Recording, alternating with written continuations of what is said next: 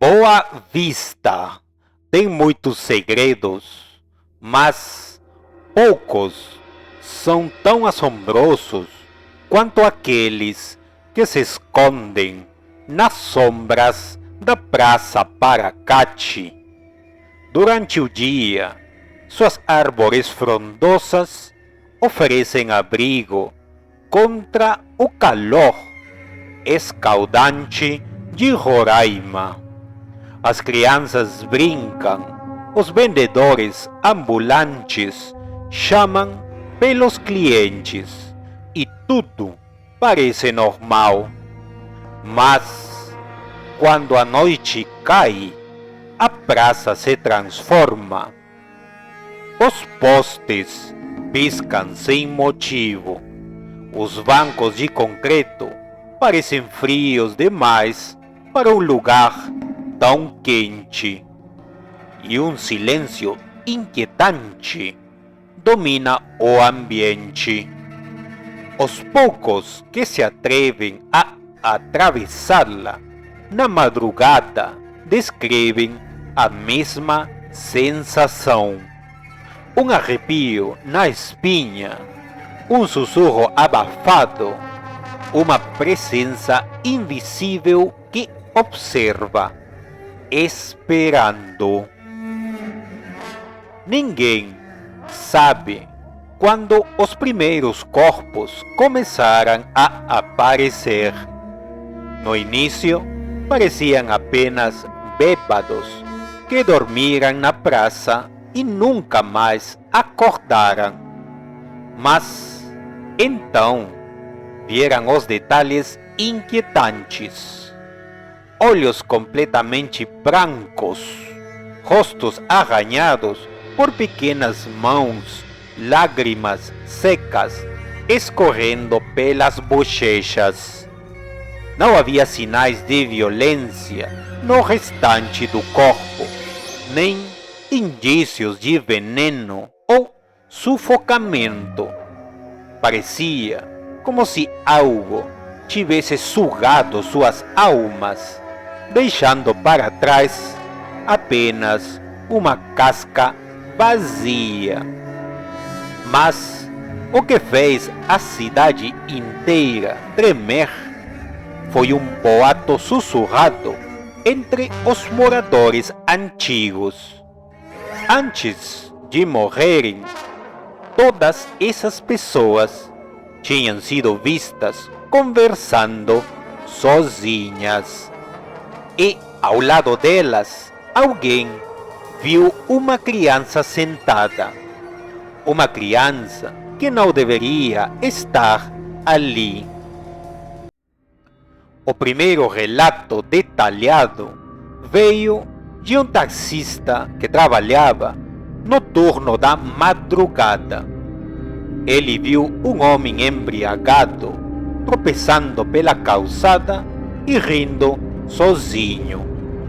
O bêbado parou em um dos bancos e desabou ofegante.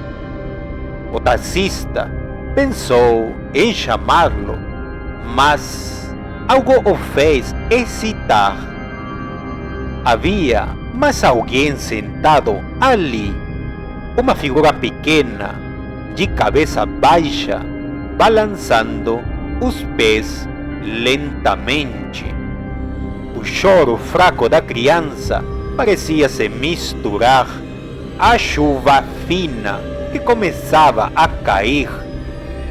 O taxista piscou e, em um piscar de olhos, a criança havia desaparecido. O homem no banco também parou de rir. Ficou imóvel, os olhos fixos no nada. E então chorou. Na manhã seguinte, o taxista ouviu no rádio que um corpo havia sido encontrado na Praça Paracate. Era o mesmo homem. Estava deitado no banco, os olhos brancos como névoa espessa e o rosto marcado por arranhões profundos. A perícia constatou que as feridas eram superficiais, mas as mãos do morto estavam limpas, ou seja, ele não se arranhou. Além disso, seu coração havia parado sem motivo aparente. Não houve luta, não houve grito, apenas silêncio. Esse foi o primeiro caso que gerou medo de verdade. O boato se espalhou e os moradores começaram a evitar passar pela praça tarde da noite. Mas o pior ainda estava por vir. Após a quarta morte, um grupo de jovens decidiu testar a lenda. Eles foram até a praça às 3 da manhã, armados com celulares e lanternas. No começo, riram do medo dos outros.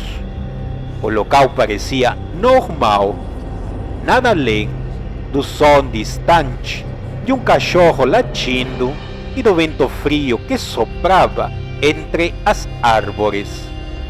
Um deles, Gustavo, desafiou os amigos e se sentou no banco mais afastado. Olha só, nada acontece, disse ele, rindo. Mas então, sem aviso, o ar ficou mais pesado, denso, sufocante. O grupo ficou em silêncio. Um som quase imperceptível começou a surgir. Um soluço baixo, um choro engasgado. Gustavo parou de rir. Seus olhos se arregalaram, como se visse algo a seu lado. Um dos amigos iluminou o banco com a lanterna, mas só havia Gustavo ali. Ou pelo menos era o que parecia. Gustavo começou a tremer. Lágrimas escorriam por seu rosto, mas ele não falava. Seu peito subia e descia rapidamente, como se tentasse gritar, mas sua garganta estivesse travada. De repente, ele virou o rosto para o amigo mais próximo. O que eles viram não era mais Gustavo. Seus olhos estavam vazios, fundos, como se algo dentro dele tivesse se partido. Ele soltou um suspiro longo, baixo, e caiu para trás, deitado no banco, sem reação. O grupo fugiu em pânico. Quando os policiais chegaram, Gustavo estava morto, seu rosto coberto de arranhões. Depois da morte de Gustavo, os investigadores começaram a perceber o padrão. Todas as vítimas eram encontradas do mesmo jeito. Corpos imóveis, rostos marcados, olhos totalmente brancos. Nenhuma evidência de luta, nenhuma tentativa de defesa. Era como se, antes de morrerem, simplesmente tivessem aceitado seu destino. Mas havia outro detalhe, ainda mais inquietante. Todas as vítimas pareciam ter chorado antes de morrer. Pequenos rastros de lágrimas secas eram encontrados nos rostos deles, como se algo terrível tivesse sido revelado em seus últimos momentos. Os relatos começaram a aumentar. Pessoas juravam que, ao passarem perto da praça de madrugada, ouviam o som de uma criança soluçando, pedindo ajuda. Algumas viam uma silhueta pequena sentada nos bancos, balançando os pés, sempre de cabeça baixa. Quando alguém se aproximava para perguntar se ela estava bem, a sensação era a mesma. O ar ficava pesado, o tempo parecia desacelerar e um arrepio tomava conta do corpo. Os que tiveram a coragem de olhar mais de perto descreveram a mesma cena perturbadora. A criança levantava a cabeça, mas seus olhos não eram normais.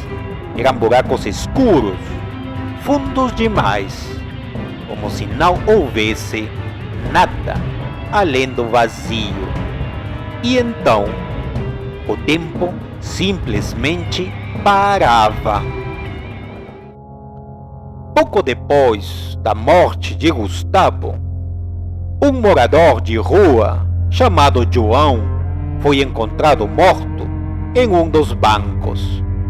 Ele era conhecido na cidade, uma figura pacífica que vagava pelas ruas e, às vezes, dormia na praça. Os comerciantes o ajudavam com comida e alguns motoristas até ofereciam carona para abrigos. Mas João sempre voltava para a Praça Paracate. Ele dizia que ali se sentia protegido.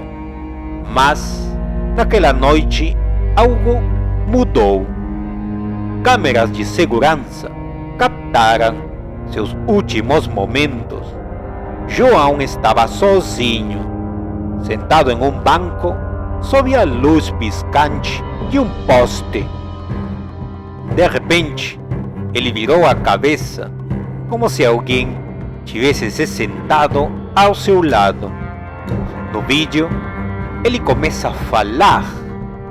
Primeiro, ele balança a cabeça negativamente.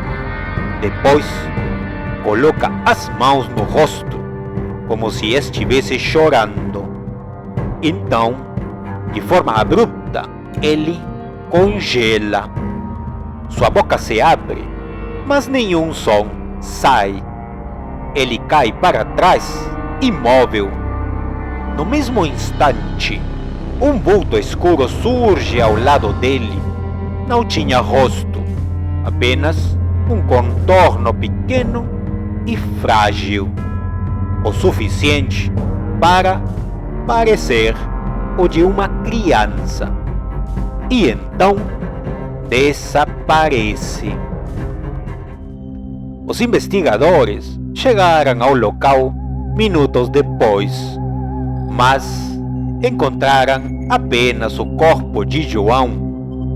A perícia indicou o mesmo padrão das outras vítimas: olhos brancos, rosto arranhado, lágrimas secas.